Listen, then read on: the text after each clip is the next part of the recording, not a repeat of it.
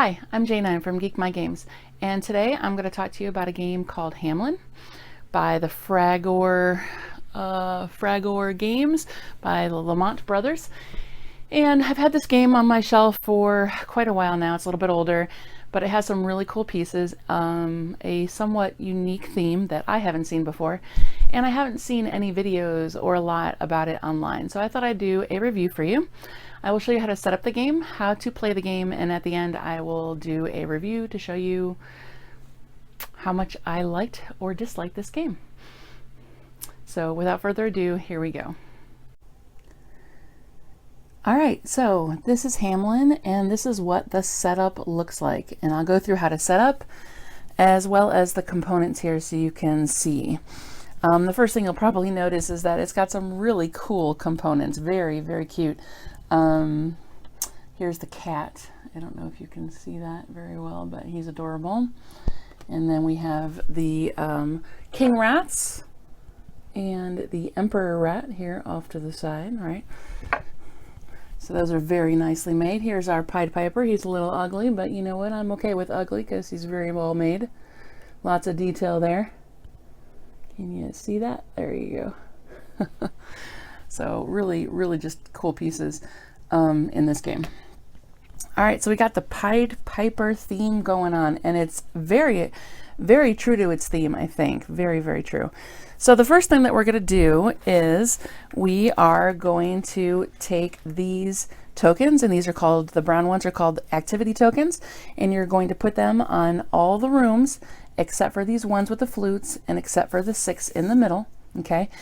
And you're going to mix them up and put them face down, and as soon as you put them all out, you'll flip them over. So basically we're randomizing the numbers that are on each of the rooms here, okay?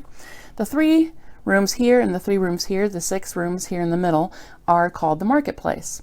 And these will be getting rid of rats every single round, or every single phase. And they also accumulate rats a lot faster, okay? And we'll also be starting here with our people. These people are called family members, and everybody gets a color. So it's a 3 to 5 player game. I've decided to do a 3-player setup. This is green, blue, and white. Everybody starts with their family members, a red meat cube, and don't know if you can see these little guys down here in the corner, but they're very, very tiny. But this is the scoring track, and you put the little people on the scoring track, or you can wait till the end because they are very tiny, okay? You have some gray tokens here, which look very similar to the brown ones, but these are called the rat trap tokens, and you mix those up and make 3 piles here in the corner for people to draw later on, okay? The Pied Piper has 4 spots, 1, 2, 3, 4, with the flutes on it, and he starts in the uppermost right-hand corner. This over here is our turn order track, and you'll see we have green in first place, then blue, then white. We just randomize it. Whoever ends up being first has to go all the way to the right on the influence track with one of their family members, and the second player is to the second most right. And then we have the white, which is all the way at the end here. So you put them in the same order as the turn order, and that'll change at the end of each round. A round consists of everybody taking 1 turn, and then the round is over, okay? The cat goes on his little cat space right there. And then they say to put the silver circle, and this took me like a few minutes to find because I don't really feel like it's silver. It's kind of silver, but to me it's more gray. And so I wish they would just say gray when it looks gray, right? So, but anyway, it goes on the start for this influence circle here to gain influence. It goes on the starting spot right there. Let's see what else. These are considered the small rats, and they're just black circles. And if I decide to keep this game, I'm totally going to geek up my game and buy some little tiny rats for this. And they did such a beautiful job on the big rats. I don't know why they made little circles for the small one. Maybe they ran out of money. I don't know. Same thing with the money. The gold is 5. The silvers are 10. Or the gold is 5, I'm sorry, and the silvers are worth 1. And they're really kind of sad. They're plastic and they're light, but not that great, and that would also be a really great upgrade for this game if you end up keeping it. And then we have the food tokens over here. Another upgrade I'd love to see in actual like shapes of food. Okay, the red is meat, the white is ale, the brown is bread, and the yellow is cheese. So again, another upgrade that could have been possible, but this is an older game too. So they, just to have this much production on the main pieces for the rats and the cat and the Pied Piper is actually pretty unusual for a game that's older like this. Okay.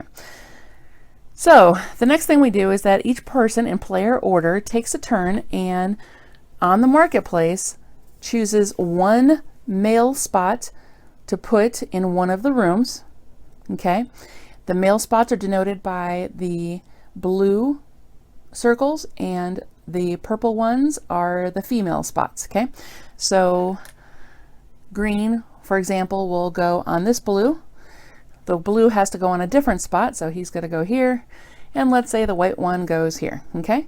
Now we start again with the green, and they have to pick one female spot on a room that's already taken. Okay. But not on their own color. So he would have to choose from here or here to put it. So say he goes here. The blue chooses the female spot next to the white. And the white is going to choose the female spot next to the green. And so in a 3-player game, you're going to have 3 starting market spot rooms with both a male and a female in each of those 3 rooms. Okay. These all have activity tokens, which lets you know how many rats get put into that room whenever that room is activated. And also on the marketplace, we don't need the activity counters because they're all automatically 3, because they're all close to the food, because it's the marketplace. Obviously, the rats are attracted to that a little bit faster than the other spots, which again, thematically makes perfect sense. You also have a bag over here, and in the bag, you put the male and female cubes. Let me get these out for you. And they said they are pink and blue, and it took me a while to find these too, because I don't know if you can see those or not. Those are not pink. Those are definitely purple, and they, especially in bad lighting, look very close to the brown. So I am not colorblind. I'm actually got really good sight, but for some reason, those totally, like, it took me a little bit. They like really blended in when I was first looking, especially when I didn't know the game. But those are purple. So you take the purple cubes and the blue cubes, there should be 4 of each, and you put them in the bag. Those are the boys and the girls, and you mix them up, and that's how they're drawn. Okay. And then you put everything else off to the side, and I think that's pretty much it for setup and components. All right, here we go with how to play. On your turn, you get to have take one of 4 different actions, and then after that, there are a couple of extra actions that you're allowed to take one of if you want. The back of the rule book is very nice. It has this little chart, like a cheat sheet player aid type chart, that lists the 4, they call them compulsory actions, that you have to take one of these if you can, and then these are the 1 extra optional one that you can take as well. And some other player aids here, which is real nice to use throughout the game. So the 4 different actions that you can take on your turn. The first one is exerting male influence. So if you want to exert your male influence, is what they call it, you would take one of your guys that would be on a male spot, okay, and that would be any one of your family members that would be on a blue spot in any of these rooms. Okay, and in the beginning of the game, you're only going to have one, which is going to be here in the marketplace, and you can activate that spot. Okay, so you can pick either one of your spots with male influence, or you can pick several. So throughout the game, you're going to have more family members in additional rooms. So for example, you might like have this down the road, and you could say, I'm going to take my turn and I'm going to activate my guys this time. So I'm going to do this room and this room, because you're supposed to announce it before you actually take your turn so people know what you're doing. Okay. And there's a reason for that, which I'll explain in a little bit. So I could activate both of those, for example. Okay. So in the beginning of the game, I'm just going to activate this one. You have 2 different choices depending on the type of room. If it is a room that has a little piece of food, to activate it with male influence, you look at that room, you see what kind of food it is, and you take the cube of the same type. So this is meat, so I would take 1 red cube if I were blue and going to activate that, okay? This one is cheese, there's ale, and then we've got some bread, okay? Those are the production type rooms. Then there are the influence slash money making rooms, and they look like this down here. They will have a little gold circle in the bottom right hand corner and with a number in it, and that's how many coins you get. And then when you first get this room, on the top right hand corner you'll see a silver circle, and that has to do with how much influence you get, but that's a one-time thing, only when you first acquire the room, okay? So if you were to do the production room, you get a cube. If you decide to activate one of these rooms with male influence, you would get the coin in the bottom right hand corner, okay? As soon as you activate a room, whoever the partner is, okay, whether you're male or female, the other person will get to do their action in that room as well, depending on what it is, okay? So that's one option that you can do, is doing male influence. The other one is the female influence, okay? So you could say one room or many rooms, I'm going to activate my female influence, or my girls are going to activate this turn, okay? So if I were green, notice this one is on a purple spot, so this green could activate his girl influence in this room. So when girls activate, their ability is to make get their children ready to get married, okay? Now you're going to see a lot of stereotypical generic type roles in this game, having to do with male and female and some other things, but there's even a little asterisks and little notes next to them, and at the bottom it says this is the 13th century after all. So they're trying to make it very thematic and indicative of that time era. So I don't think they're trying to, you know, leave anybody out, or, you know, stereotype men and female roles, you know, in the home, or over here later on when we get married, you have to marry a man and a woman together, and they can't be brother and sister.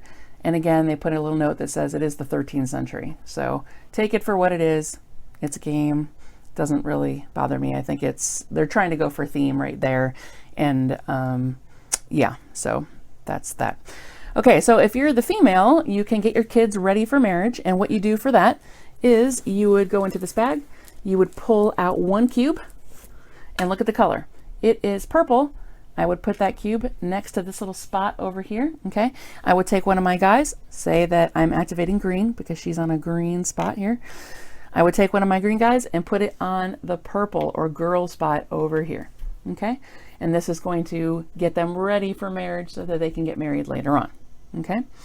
Whenever the male, you decide to take a male influence action in your spot, immediately after, the female in that spot is allowed to take their spot as well. So, and vice versa. So if you're the female in the spot and you take the female action, the male can immediately take their action as well. So if the green had just taken that action, then immediately following that, the blue guy could take a red cube to activate this room as well, because that would be the male action. So they kind of work together in the household. When one is activated, the other one is activated. And during the game, that's a big deal because you have to pay attention to who's winning and what kind of repercussions your actions are going to give to the other players, because it always affects somebody else. It's another reason why you have to announce, you know, what kind of action you're going to take before you do it, because it will affect other people, okay? So we'll just leave that for now. So that's the second action you can take. So we've got guy influence, we've got female influence. The third action is you can marry. So eventually down here, you're going to have several different cubes and you're going to have different people. Say we have this and we have this, for example, okay? Now say it's green's turn, another turn down the road. One thing they can do is get married. So what they would do is they would take one of their persons from one of these spots and another one from the other spot of a different color. Again, a boy has to marry a girl and brothers and sisters can't marry, so they have to be different colors, okay? It's just a part of the game. So this green would take the white. I would take all the cubes that are associated with it. So I would take one purple and one blue, put them back in the bag. Okay, and I would take these two. Now my green at that point was on the girl spot. So that means I have to make this a girl somewhere. So this is how we get new rooms. Okay, so I would pick a room that I wanted, and I would put my green one on the girl spot, and I would take the white and I would put it on the male spot. Okay, I can only do this if the male can pay for the room. So essentially you are forcing somebody else to pay for the room, because only boys pay for stuff. Okay, again, stereotypical, take it for what you will. It's an older game, and they're trying to be thematic here. Okay, so the boys are the only ones that can pay. Okay, so you have to make sure that when you're doing that your boy person, whoever you have for the boy, so in this case it would be white, they would have to have money in front of them to be able to pay for the room. The cost of the room is the circle right here and tells you how much. So for example, this one says 3 down here. I don't know if you can see that or not. It says 3. This one's 5. They go anywhere from 1 all the way up to 5 in the different spots. Okay, so if that person has money, you can make them pay.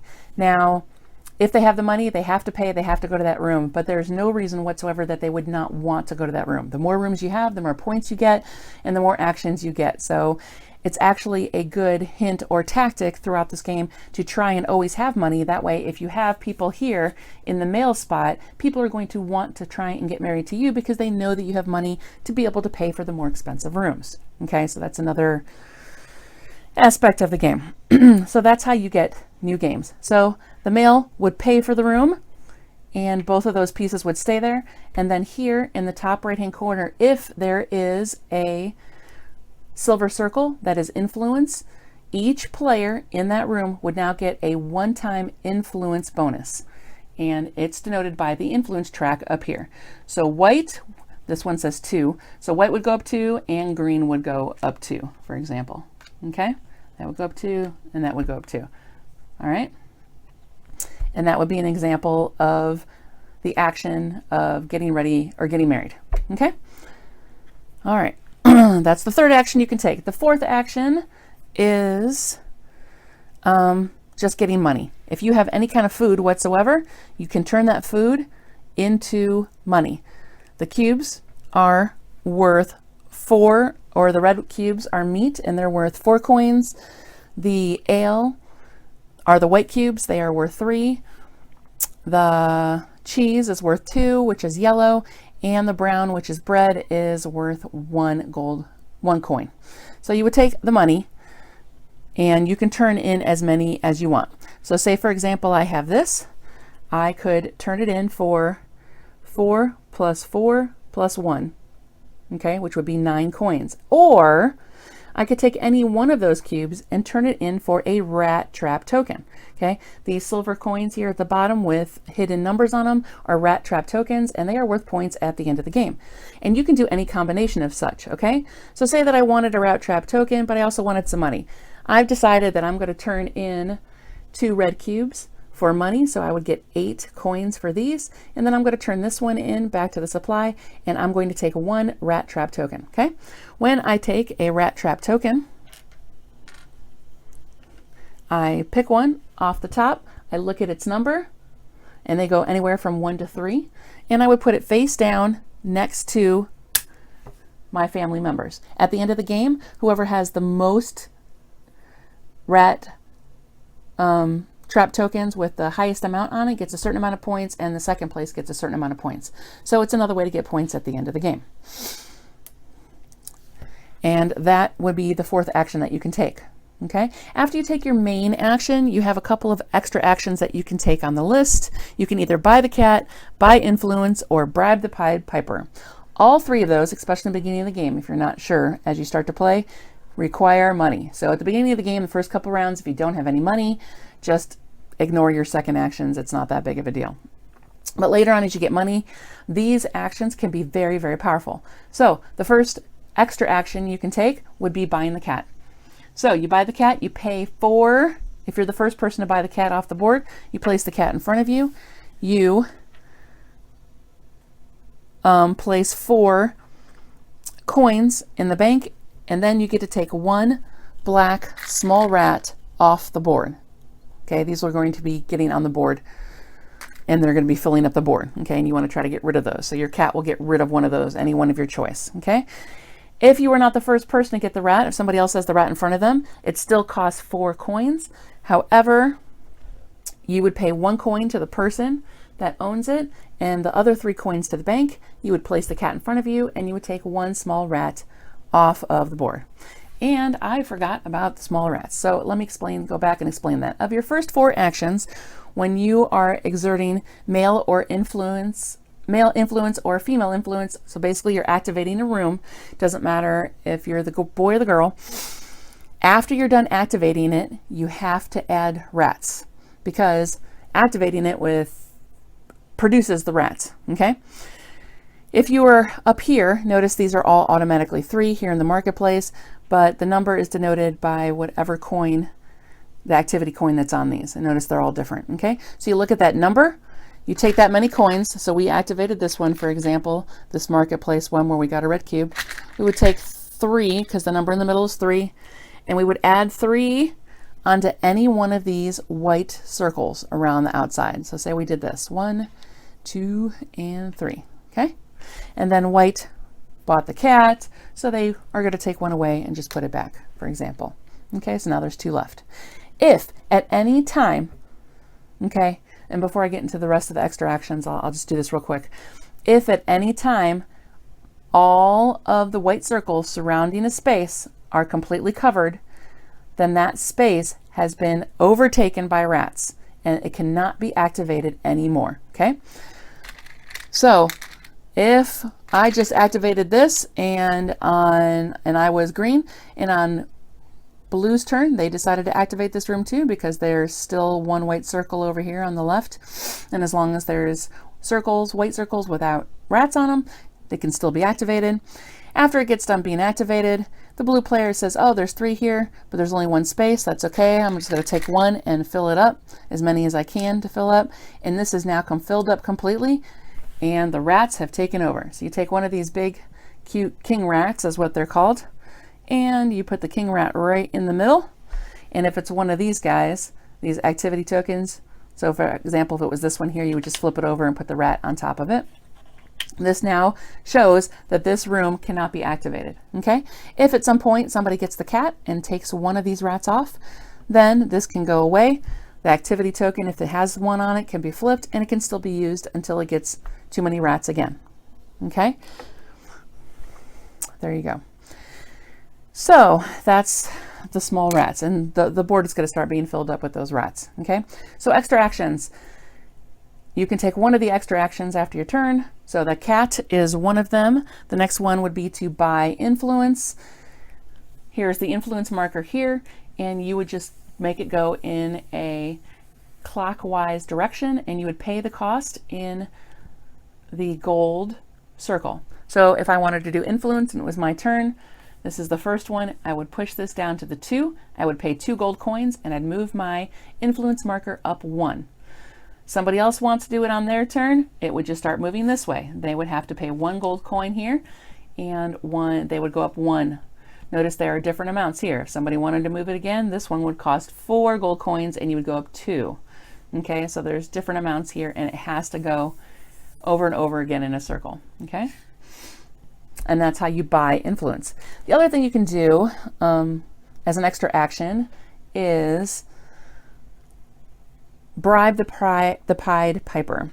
So at the end of each phase, and I'll get into what a phase is shortly, at the end of each phase, the Pied Piper gets to take everything off of the board in his section, basically all the rats off of his board.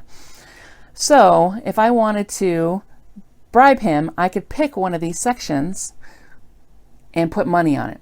Notice that each of his 4 spaces is surrounded by color. I'm not sure if you can see that or not. Okay, I think you can. But this is red. See, wherever red touches a space, or these white circles, that's where the rats will come off. Right now, he's in this like light beige type color. So if nothing changes and nobody bribes him, he'll be taking the rats off of all the spaces here, okay? So what I would do if it was my turn and I had some money, I would take money for example, 1 coin and say that I am over here, I'm green, and I'm in the green spot. This area is green. So I want to bribe this. I'm going to put 1 coin here to bribe him. As soon as there's another space that has more money on it, the Pied Piper moves and goes to that space. At the end of the phase, he'll be clearing off this space. Okay? But now it's the next person's turn. Now it's Blue's turn, for example, and he says, you know what? I don't like that idea. I really want red.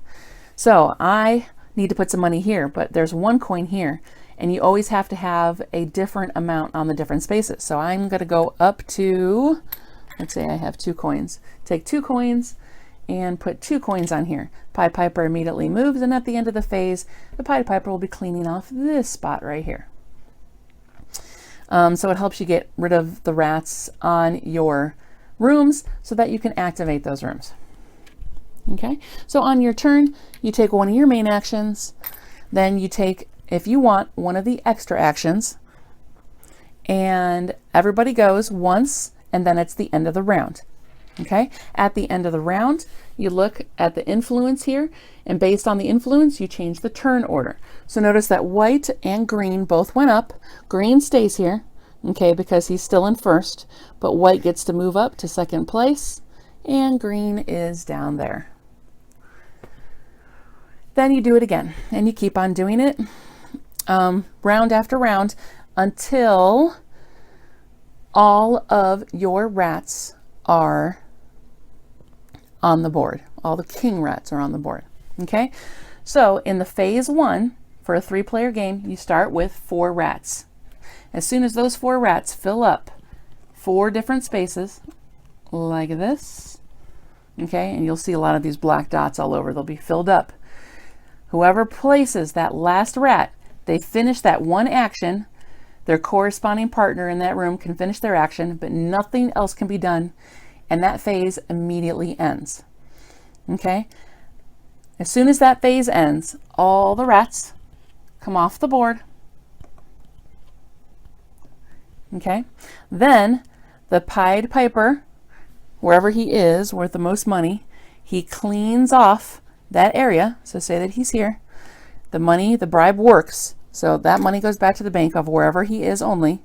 Then he looks, he's in the green spot, so he's going to clean up all the small rats that are in the green spots and put them back. Okay? And then everyone has to pay the Pied Piper. Each space has a different little circle down here with a different amount in it. On this one down here, it has a -3. This one's -2. This one's -2, that's -1, but the one he's on right now is -3. What that means is that anybody who has kids in the church over here getting ready to get married has to pay 3 coins for each person. So right now you can see that there's only a green guy over here in the church. That means that he has to pay 3 coins to keep him there to the next round if he wants to keep him in the church. So he can choose not to pay to not keep him in there, or if he doesn't have the money, then he's not paying either. Okay, and we can see over here that green doesn't have any money next to his stuff, so he can't pay. So what happens is this child immediately gets put on the road to Transylvania. So it's got to go right up here where the -1 is. Okay, and notice these numbers on this path as they go down get higher and higher. So each round, for everybody that can't pay or doesn't want to pay, they'll put the people from the church into here, and these are negative points at the end of the game. Okay? So you want to try to make sure that you always have money. Money's important in this game. So you've got to get your goods, and you got to make sure you're selling those goods or taking turns to sell those goods so you can have your money at the end of each phase, just in case you have to pay that Pied Piper a lot. You never know, or get your people out of the church if you can. Okay? So that is the end of a phase. After all the children have paid the Pied Piper, then you look at the little chart based on players here, and we have a 3 to 4 player game. So we are going to go on to the next phase, phase 2, and we're going to put 5 rats out. Okay. At the end of phase 2, we're going to put 6 rats out and the emperor guy. Okay. After we do all the rats. So basically each face is going to have more and more rats, and the very last one will have the emperor rat. Once the emperor rat gets put on the table, that denotes the end of the game, and scoring then happens. Okay, scoring is another little cool little chart down here. Okay, the person that finishes the game, so basically the person that puts that emperor rat down at the very end, gets 1 point.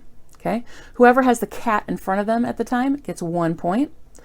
Then everybody counts up their rat trap tokens, these gray things. Whoever has the highest amount total gets first place, and they get 3 points. The second place gets 1 point.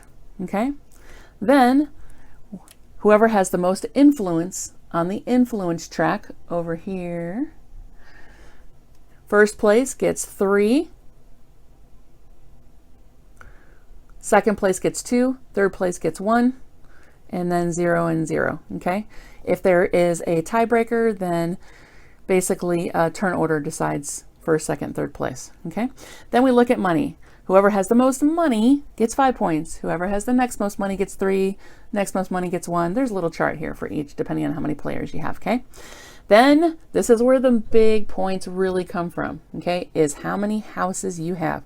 So houses with a family member that are not overrun. So what overrun means, if they have a guy on them. Okay, so if you have a rat on them, then you cannot count that room. Okay, what you do is you see what color you have in each of your rooms that are not overrun with rats.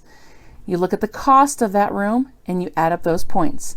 Notice the market all has 0. So if you at the end of the game only have people in your market, you're not going to make any points for this area. Okay, however, some of these out here, especially like the 5-pointers, are really great because those can add up really fast.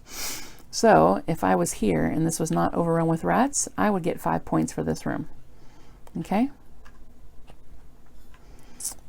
and so you count up all of those, and then you just subtract all the subtraction amounts you have here for the road to Transylvania. Then you have the scoring track over here, and you move your pieces up accordingly on your little scoring track, and whoever has the most points wins. And that's how you play. It's a little bit quirky. It's got some rules that take a little bit to get used to, but I'm going to do a run through of one phase, and that way you can see some actual turns happening and some thought. So that's how you play the game. Now, today I have my son, Connor, 13 years old, right? Hello. 13? Yes, 13, yes? Okay. 13 years old with me, and he ran through the game with me and has some thoughts on it as well. So let's go ahead and just jump right in. The first thing I want to talk about are the components. This designer is known for the components, and the big rats and the cat and the stuff I showed you in setup and in the gameplay is very, very cute, very well made. Love it all. That being said, all the other pieces of the game are kind of lacking in comparison to those two. Now, it is an older game, so some of the squares and the little cubes and stuff are pretty indicative of you know, older games, so you'll see that a lot. But if I were to keep this game and played it a lot, I would definitely think about investing in some better pieces to go along with the big cool pieces. So for example, the food cubes I would probably change and make into upgrade them to some like actual shapes of meat and bread and cheese to kind of go along with the game. The little circles that are the tiny rats, I'll probably upgrade to little tiny rats to put on the board, because that would really add something. So I haven't decided yet if I'm going to keep the game and we'll see how that goes. But as of right now, yeah, I'm not quite sure. So other things about the components were, I think I said in the setup video, the pink and blue squares. The rules say that those squares are pink. They're not, they're purple, and they're very close to the brown cubes. So that kind of was a little annoying, but it wasn't horrible. When we pulled those cubes out of the bag, it seemed like the bag was too big for those single 8 cubes. What did you think? Yeah, it was, the bag was very clunky. The design wasn't the best. Yeah, I mean, I know that it had to be big enough to fit a hand in, but it just seems like that could have been a better design, and I don't know that I would have used cubes. Now, I understand that you couldn't use something like a dice because the dice would not allow the same pulling as pulling cubes out. You could like roll a boy over and over and over again, for example, but if you're pulling cubes, eventually you're going to have to get a boy cube. So I understand why they didn't do that, except I don't know what right now, but if I were to keep this game, if I'm going to keep this game, again, I don't know yet, I might change that or try to find some way to change that just even as a house rule. I'm not sure. The scoring markers were really, really tiny. They fit perfectly on the spaces, but they were just really tiny, and I'm scared to lose those, you know, down the road. They could have made those a little bigger, something a little bit different. And let's see, what else? Oh, the colors on the families were the same, some of the same colors as the food cubes, and that was kind of annoying. Like they could have made the food cubes like totally different than the family colors, like red and yellow, and I don't know, I didn't like that either. So what do you think about the pieces? Is there anything else that you had to add to that? The pieces, besides the rat tokens, all of them were pretty generic. Yeah, beside the rat tokens, they were pretty generic. Yeah, I agree with that. Okay. So the overall game, the rules were very quirky, I guess, to me. It wasn't easy to teach, even though it's pretty straightforward with 4 main actions and 3 extra actions, but still I had to go back and forth, and I decided I kept on going back and forth on the way to teach the game, or the best way to teach it. I've taught a lot of games, and I always try to make it as simple as possible when I teach for the first time, and I'm still not sure that was the way to go, but I don't know. I guess we'll see. Do you feel like it was hard to learn? It was. So a lot of games can sometimes come easily or even just come right to you. But this game, I continually asked questions while we played, and it wasn't the easiest design to just get through and understand. Right. And the questions that you have are how to execute those actions, those individual main actions, like doing the male influence or the female influence or getting married. So the little chart that was on the back of the rules that was like a quick guide to look at didn't really help, because we still had to open up the rules and go back and look at those again a few times. So this game is not probably for beginners, somebody that's new to Eurogames. It's not an intro game. It's not one I would bring to the table for anybody that's new. And I don't know if there's enough here to make longtime hardcore gamers happy. Being one myself, I kind of ask for a little bit more in a game. I do give it a little bit of leeway because it is an older game, and there were aspects of it that I thought were really cool. I liked the different choices that you had. I liked how every single action, almost every single action that you took, affected somebody else so dramatically. So if you took that male action or that female action, you had to really pay attention to the other person. You really can't just make decisions without thinking. Right. You could really screw somebody over, or you could really help somebody a little bit too much. You really had to pay attention. The couple times that I ran through it and played it, I did notice that the points were very, very close. So again, you really have to watch to see what you're doing for the other player. And that was kind of interesting to me. Like right up until the very end, we really didn't know who was going to win. You know, like we couldn't even guess when we were there at the scoring part. Like we thought it was maybe this person, but we weren't sure, right? What else? Let's see. What did you think overall of the game? Did you like it? Do you think you'll play it again? I would probably want to play again. When you're judging a game, if you're gonna keep it for one or two reasons. Either you're gonna keep it because it's fun gameplay, which I don't think it had enough there to be really stand out or be good by itself. Or some games like Exploding Kittens are just fun just to have, just because they're cute or cool pieces. And the rats were cool, but all the other pieces were generic, and it just wasn't enough to keep me entertained. I kept on wanting to play another game. Yeah, I'm not sure. I really am not sure. I think I'm going to have to bring it out a couple times, maybe to some of my heavier gamers on some of those board game nights, and kind of get a feel for what they think. and then see if it's something that over time that I see that I want to bring to the table. And that honestly makes me really sad, because I, like my name and my channel, Geek My Games, I love pieces. So when I saw the rats and the cat and all the pieces, I really, really wanted to really love this game, but I don't find myself loving it. I like it. It had some good aspects to it, but overall, it was just a little bit too quirky and too clunky, I think. We played a game by the same designer, Antler Island, recently, and that was 10 times better. It wasn't as hard, but the pieces were cool. It was more fun. It brought you in, and you didn't need to continually can't think of the word. Check the rules. Yeah, and, you didn't need to be paying attention. And that sounds bad too.